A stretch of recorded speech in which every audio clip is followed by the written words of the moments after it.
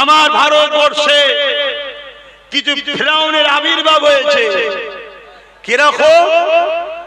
উত্তরপ্রদেশের কানপুরেতে I love Muhammad সাল্লাল্লাহু আলাইহি ওয়াসাল্লাম একটা ব্যানার টাঙানোতে ফিরাউনদের বুকে ব্যথা হয়েছে। শুনেছেন তো নাকি? জানি ইসলাম কোন ব্যানারের ধর্ম নয়, ইসলাম কোন ফটোর ধর্ম নয়, ইসলাম কোন ভাষ্যকর মূর্তির ধর্ম নয়। আই লাভ মুহাম্মদ রাসূল লিখলেই যে নবীর প্রেমিক হয়, না লিখলে যে প্রেমিক নয় এমনটা নয়। আমাদের ঈমান তো সিনাতে থাকে। কিন্তু একটা যুবক যদি সে বলে আমি রাসূলকে ভালোবাসি, ব্যানার লিখাতে দেশে যখন বাধা নেই, তোমার মাথায় চাল ভেঙে পড়লো কেন? এদের ভয়, আমার নবীর নামে ভয়। কেন? মুহাম্মদ সাল্লাল্লাহু আলাইহি ওয়াসাল্লাম ইনসাফের নাম, ইনসানিয়তের নাম, মানবতার নাম, প্রেমের নাম, ভ্রাতৃত্বের নাম, ভালোবাসার নাম, ঐক্যের নাম, একতার নাম, গরিবের ভালোবাসার নাম, ক্ষুধার্ত মানুষকে খানা খাওয়াবার নাম, জাস্টিসের নাম, মাতৃভূমিকে ভালোবাসার নামও হলো মুহাম্মাদুর রাসূল। জোরে বলুন সুবহানাল্লাহ। অর্থাৎ আমার নবী তাম পৃথিবীর মুখে 23টা বছরে অন্যায়ের সমাজ মিটিয়ে, জুলুমের সমাজ মিটিয়ে, অত্যাচারের সমাজ মিটিয়ে, গুন্ডাগিরি সমাজ মিটিয়ে, সন্ত্রাসী সমাজ মিটিয়ে, নিশার সমাজ মিটিয়ে, ন্যায় সত্য সাম্য ইনসাফ ইনসানিয়াতের সমাজ, শান্তির সমাজ 23 বছরে আমার নবী পুরো পৃথিবীতে গড়েছে। জোরে বলুন সুবহানাল্লাহ। আরো জোরে বলা যাবে না সুবহানাল্লাহ? এদের ভয় হয়, এদের ভয় হয়। মুহাম্মদ রাসূল যদি থাকে, তার নামের চর্চা যদি থাকে, তাহলে আমাদের জুলুম মিটে যাবে। যেমন আবু জেহেলের ভয় হয়েছিল। কি ভয় হয়েছিল তো নাকি?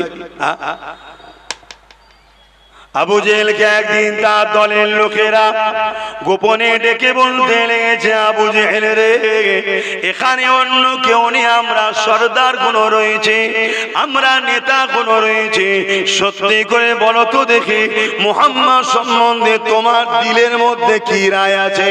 আবু জেহেল বলতে লেগেছে, আমি অনেক দেশে গেছি, অনেক জায়গায় ঘুরেছি, অনেক ইতিহাস পড়েছি। অ্যাকচুয়ালি আবু জেহেলের নাম ছিল আবুল হাকাম, জ্ঞানীদের পিতা, তার মধ্যে অনেক জ্ঞান ছিল, কিন্তু সে আবু জেহেল হয়ে গেল কেন? আমার রাসূলুল্লাহকে চিনতে না পারার জন্য।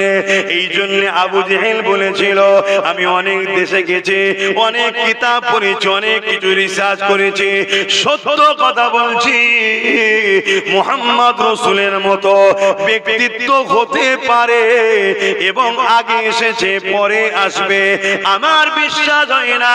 অর্থাৎ মুহাম্মদ রাসূলের মতো এত সৎ আদর্শবান ব্যক্তি কখনো আসে না, আর আসবে বলে আমি আবু জেহেলের মনে হচ্ছে না।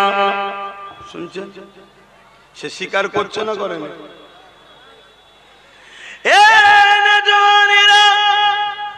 আবু জেহেলকে জিজ্ঞাসা করা হয়, তাহলে তুমি কেন তাকে মানছো না? আবু জেহেল বলতে লেগেছে, মুহাম্মদ রাসূলকে যদি মেনে নি, আমার অন্যায় সাম্রাজ্য চলে যাবে, আমার জুলুমের সাম্রাজ্য চলে যাবে, আমার অত্যাচারের সাম্রাজ্য চলে যাবে, আমি যে মানুষকে আতঙ্ক তৈরি করে রেখেছি এই সাম্রাজ্য বন্ধ হয়ে যাবে। কেন? মুহাম্মদ রাসূল বলেছে, খোদার্থকে খানা খাওয়াও, আমি যে গরিবদের লুটে বড় লোক হয়েছে, এই সাম্রাজ্য আমার বন্ধ হয়ে যাবে। মুহাম্মদ রাসূল বলেছে, নারীদেরকে সম্মান দাও, মর্যাদা দাও। যদি আমি মুহাম্মদ রাসূলের কথা মেনে নিই, তাহলে নারীদের সম্মান দিতে হবে। আমার দলের চাংড়ারা নারীদের দেহ যে শোষণ করছে, ওটা বন্ধ হয়ে যাবে। এই জন্য মুহাম্মদ রাসূলকে মেনে নিতে পারি না। আজকের আবু জেহেল যারা রয়েছে, এরাও জানে মুহাম্মদ সত্য। আজকের আবু জেহেল যারা রয়েছে, এরাও জানে মুহাম্মদ রাসূলের মতো কেউ আসেনি, আর কেউ আসবে না।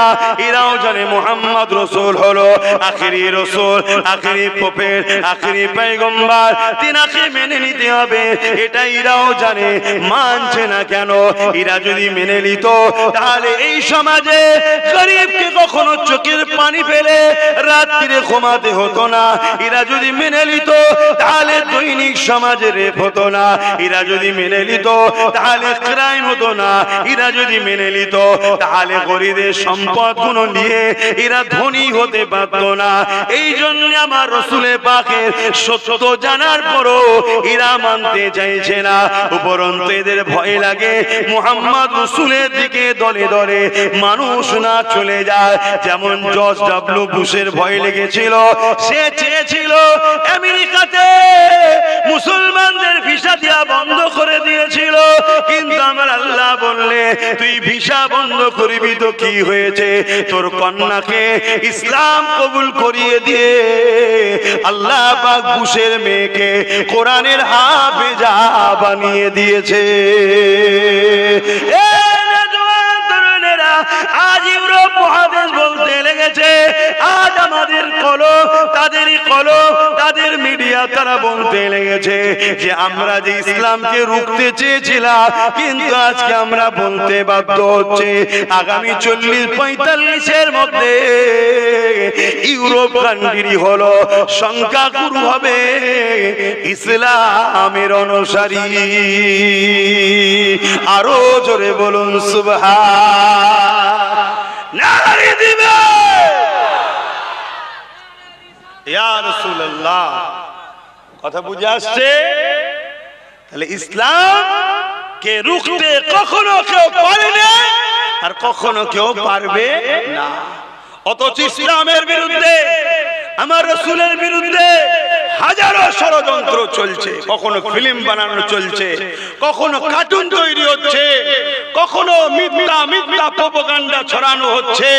তারই একটা কাজ আপনাদেরকে বললাম, কি উত্তর প্রদেশের কানপুরে আই লাভ মোহাম্মদ রাসূল লিখাতে তার উপরে জুলুম হয়েছে, মামলা হয়েছে, অত্যাচার হয়েছে। কেন?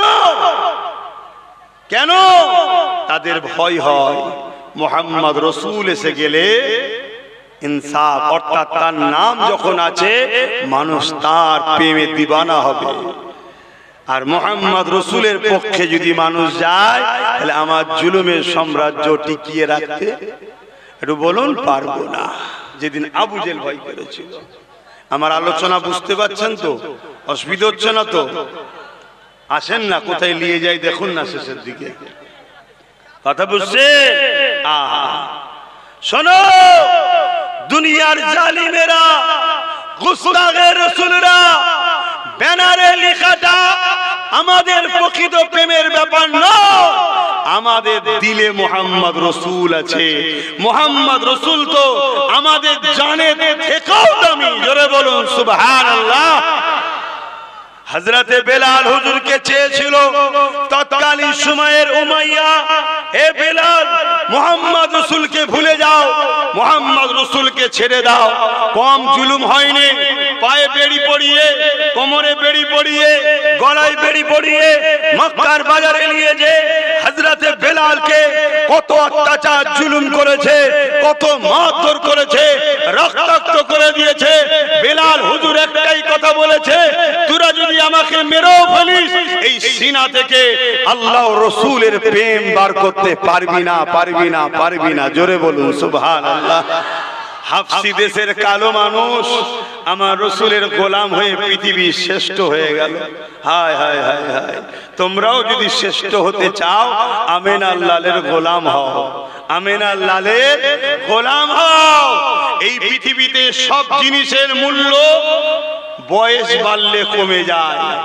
সব জিনিসের মূল্য বয়স বাড়লে কি হয়? কমে যায়।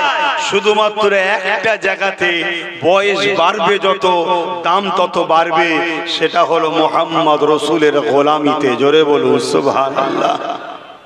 খেয়াল করে দেখো, 850 বছর আগে বাগদাদের জমিনে শুয়ে আছে সুলতানে বাগদাদ আব্দুল কাদের জিলানী আল বাগদাদি আল হাসানী আল হুসাইনি। আজও পৃথিবী জুড়ে তার চর্চা চলছে। বাগদাদে কত বোম ফেলেছে, একটাও ফাটেনি।